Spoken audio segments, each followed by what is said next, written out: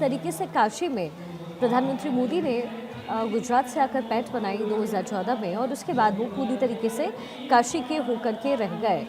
आप जब लोगों से बात कर रहे थे आयुष, तो आप बात कर रहे थे पिछड़े वर्ग की, आप बात कर रहे थे कि क्या पिछड़े वर्ग के लोग जो हैं वो वोट देंगे मोदी को, क्या सेंटिमेंट इस समय नजर आ रहा है वहाँ पर?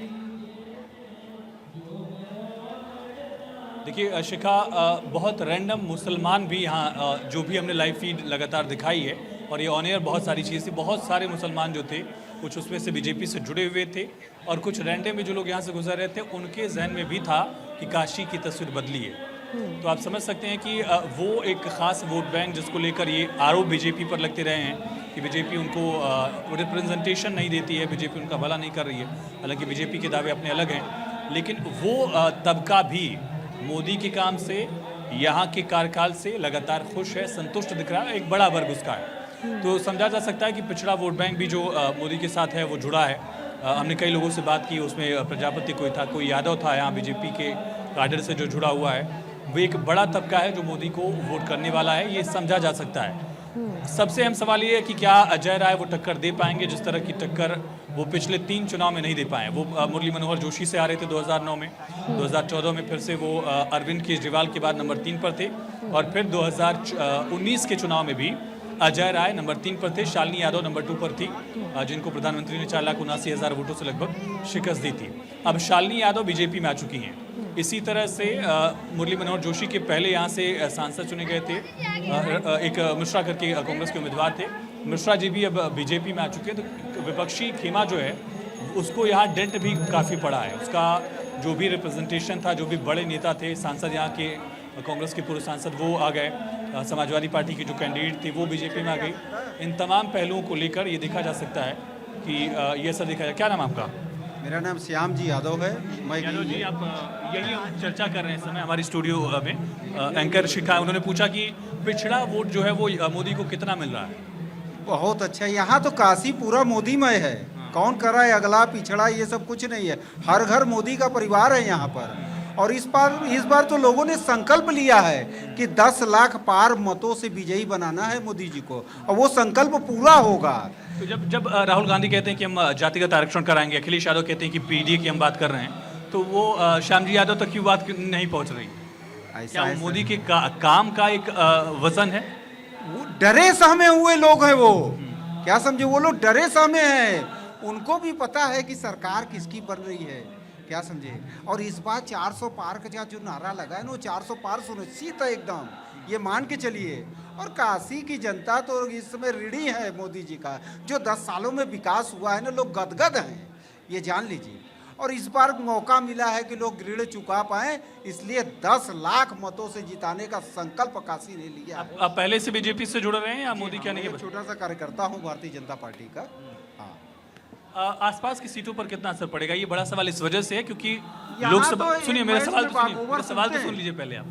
मैं वाराणसी की बात नहीं कर रहा हूँ, वाराणसी की तस्वीर इस पिक्चर से क्लियर हो गई है, पूरी उत्तर प्रदेश की बात। लेकिन वाराणसी के बगल की सीट, मंडल की सीट है आपकी, जौनपुर की सीट, गाजीपुर की सीट है, अफजाल अंसारी वहाँ से कैंडिडेट हैं। जौनपुर में भी बीएसपी पिछली बार जीती थी, गाजीपुर में भी। मंडल की बाकी सीटों पर इसका असर कितना है?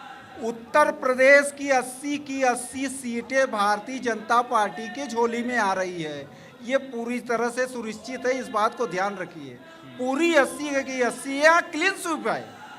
यहाँ एक भी कोई भी प्रत्याशी विपक्ष का नहीं जीत सकता, ये बात ध्यान रखिए। ओपी राजभर के अलग होने से पूर्वांचल में नुकसान हुआ था। मुझे याद है विधानसभा चुनाव का जो 7वां फेज था, 56 सीटें थी, 28 एनडीए के पास गई थी और 28 गई थी सपा के अलायंस के पास। राजभर के आने से क्या बदला है, दारा सिंह चौहान के आने से इस बेल्ट में क्या बदला? देखिए, इस समय आप खुद देख रहे होंगे कि लोग पर्चा दाखिल करने के बाद भाग आ रहे हैं। तो यहाँ तो राम का दरबार है, यहाँ तो लोग दौड़ दौड़ के आना चाह रहे हैं। आप इसी से अंदाज़ा लगा सकते हैं कि यही भविष्य है लोगों का, ये सुनिश्चित करके लोग आ रहे हैं, ये जान लीजिए। तो यहाँ जो है, जो 400 पार का नारा है, उसको पूर्ण रूप से पूरा होना। कितना मार्जिन आप देख रहे हैं पीएम का इस बार? बता तो रहा हूँ मैं, 10 लाख पार मतों से यहाँ से विजयी बना रहा हूँ मैं। यहाँ वाकओवर जानते हैं ना, जो कहते हैं लोग वाकओवर है, यहाँ तो जमानत जब्त हो जाएगा विपक्ष का, ये समझ लीजिए। ठीक है, आप लोग कहाँ से आए हैं? क्या नाम आपका? आनंद से। आनंद, कहाँ से आप? ये लोकल? वाराणसी के। क्या बदलाव हुआ है? बदलाव तो अब आप भी देख रहे हो, पूरी जनता देख रही है। आसपास भी इसका असर पड़ेगा सीटों पर? जी, आसपास की सीटों पर इसका असर पड़ेगा? बहुत ज़्यादा। वो अब क्या नाम आपका? मैं संजय रावत। रवा जी, क्या क्या पिछड़ों का वोट, बाकी तबकों का वोट मोदी जी को मिल रहा है इस बार? मैं यही चाहता हूँ कि मेरे देश के प्रधानमंत्री जो है राजा हैं, बनारस के राजा हैं, वो आए। बनारस के राजा तो महादेव हैं, मोदी जी खुद ही कहते हैं। मैं वही चाहता हूँ कि मैं फिर से ही प्रधानमंत्री उन्हीं को चुनना चाहता हूँ। उनके अलावा कोई और आए उसको नहीं चाहता हूँ। अजय राय प्रचार तो कोई कर... नहीं, सिर्फ मेरे देश के प्रधानमंत्री नरेंद्र मोदी जी हैं, वही को हम चाहता हूँ। आपका नाम क्या सर? गोविंद भारती। हर ओर विकास की लहर बहे, खुशहाली की गति हो, लय हो प्रकट ज्वार जनशक्ति का, जनता तेरी जय हो जय हो। राजीव गांधी को 1984 में जो 415 सीटें मिली थी, उस रिकॉर्ड को तोड़ते हुए स्वतंत्र भारत में सबसे अधिक सीट इस बार आने वाला है और नेहरू जी से भी अधिक लोकप्रियता इनकी होने वाली है। इसलिए उनके परिवारों में बौखलाहट है कि इनका व्यक्तित्व नेहरू जी के व्यक्तित्व से भी बड़ा हो सकता है एक गरीब घर के बच्चे का। तो यह बौखलाहट, उनकी अकुलाहट दिखाई दे रही है। क्या सभी जातियां मोदी में अपना रिप्रेजेंटेशन देख पाती हैं? हाँ, यही तो मोदी जी एक ऐसे व्यक्तित्व हैं जिन्हें कश्मीर से कन्याकुमारी तक के प्रत्येक व्यक्ति के अंतःकरण में जो सोई हुई राष्ट्रवाद की जो सुसुप्त भावना थी उसको पुनः प्रज्वलित किया है और उसको प्रज्वलित कर भारत के राष्ट्रवाद को पूरे विश्व के लिए बंधु। भारत का राष्ट्रवाद वर्चस्व की विचारधारा नहीं है, बंधुत्व की विचारधारा है। और क्या क्या खूबसूरत बात कह दी आपने। हाँ, और इसी बंधुत्व के आधार पर आप देखेंगे मुसलमानों के देश में बड़े बड़े शिखर छूने वाली मंदिरें बन रही हैं। जो भारत में जिहादी जो हमारे मठ मंदिरों से विध्वंस पर खुश होते हैं, उसके ठीक विपरीत उन्हीं आक्रांताओं के देश से आज हमारे मंदिर की शिखर आकाश चुमता हुआ दिखाई दे रहा है। दुबई में देखिए, चाहे अरब के देश में देखिए, यह हमारे सनातन के सार्वभौमिक विचारधारा की विजय का प्रतीक है। क्या करते हैं भारती जी? हम भाई साहब ये शादी कार्ड का व्यापार करते हैं। इतनी अच्छी हिंदी और इतना नरेशन पे पकड़ कैसी है आपकी? चूँकि हम लोग आरएसएस के प्रयोगशाला से निकले हुए छोटा सा एक स्वयंसेवक हैं। दीनदयाल जी उपाध्याय जी, श्यामा प्रसाद मुखर्जी जी के विचारधाराओं ने हम लोग को तपाया है। उसी तपस्थली से हम लोग निकल कर इस तरह के अपने जनहित के कार्यों में लगे रहते हैं, अपना कार्य भी करते हैं कबीरदास की तरह और राष्ट्र हित में अपनी आहुति भी देते रहते हैं। यह हम लोग की सत्य जानना है।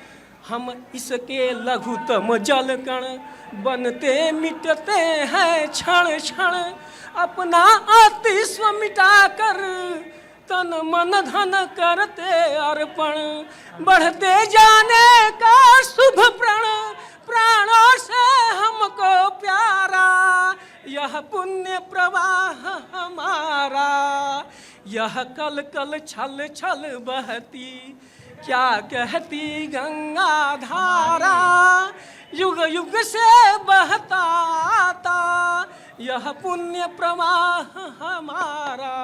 यह जो पुण्य प्रवाह भागीरथ के समय से चला रहा है वह अनादि आदि अनंत अति प्राचीन काल तक चलता रहेगा। यह जो आज आप देखेंगे कि इस्लामी देश आपस में लूटे पीटे हुए हैं, ईसाइयत देश यूक्रेन और रूस आपस में मर रहे हैं, उस विश्व के अशांति को शांत करने की क्षमता किसी विचारधारा में है तो वह भारत के राष्ट्रवाद की विचारधारा में। भारत का राष्ट्रवाद द्वैत की विचारधारा नहीं है, अद्वैत की विचारधारा है। हम समन्वय से, हम सामंजस्य के विश्व के समस्त समस्याओं का समाधान करते हुए पूरे ब्रह्मांड में, पूरे विश्व में अपनी भारत की विचारधारा को उत्कर्ष पर पहुँचाने का लक्ष्य समर्पित करते हैं। जय हिंद, जय भारत। बहुत शुक्रिया। तो शिखा, सुना आपने भारती जी, हालांकि इसमें कौन यादव जी निकलेंगे, कौन भारती जी हैं, कहाँ आरएसएस के काडर के लोग मिलेंगे, लेकिन ये भावना दर्शाता है कि काशी में किस तरह से वैचारिक रूप से भी बीजेपी बहुत ज़्यादा मजबूत है। एक तरफ वो छवि है मोदी की, जहाँ मोदी के कार्यकाल में जो उपलब्धियां हैं बीजेपी की, लेकिन दूसरी तरफ वैचारिक जो रूप से बीजेपी की मजबूती है राष्ट्रीय स्तर पर, उसको भी काशी में देखा और फील किया जा सकता है। सोचिए, राष्ट्रवाद का मुद्दा भी यहाँ के लोगों के लिए भी अहम है और उसमें रिगार्डलेस कास्ट, किसी भी जाति और धर्म के भी लोग हो, उनके लिए ये एक इशू है और उस पर वो शायद वोट कास्ट भी करेंगे, जैसा सुना आपने शिखा। बिल्कुल, और लोगों के अंदर जिस तरह का उत्साह इस समय आयुष नजर आ रहा है। और सबसे बड़ी बात यह है कि जब भी कोई प्रत्याशी कहीं से चुनाव लड़ता है तो एंटी इनकम्बेंसी तब बनती है जब काम ना हुआ हो।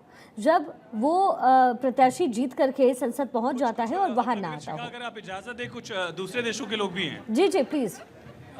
Would you like to talk?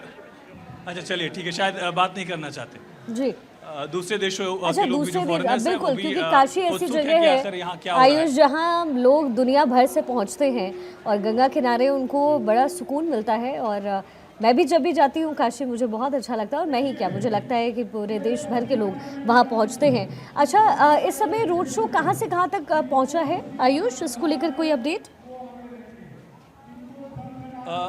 शिखा, जब आखिरी बार मैंने तस्वीर देखी थी उस समय पीएम सुनारपुरा तक थे, उसके बाद मदनपुरा का था इलाका। मदनपुरा के बाद जो गुदौलिया का इलाका है, गुदौलिया से यहाँ, मदनपुरा से यहाँ की दूरी कितनी है? एक 1.5 किलोमीटर, मतलब 1.5 किलोमीटर का फासला जो है शिखा बाकी है। लेकिन पीएम का ये रोड शो बाकी रोड शो से बहुत अलग है, इसकी रफ्तार बहुत ज़्यादा स्लो है।